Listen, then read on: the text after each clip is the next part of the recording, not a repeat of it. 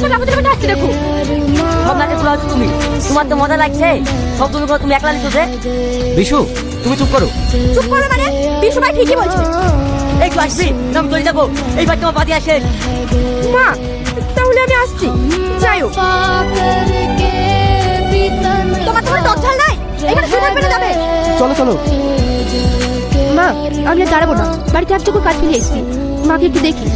শ্রাবণী যাস। শ্রাবণী আমার ওষুধগুলো একটু দাও না। কেন আপনি বুড়ি হয়ে গেছেন নাকি? ওষুধ একটু হাত পায়ে নিতে পারছেন না? বসতে পারলে আমার শুনতে চাই। এই তো হলো।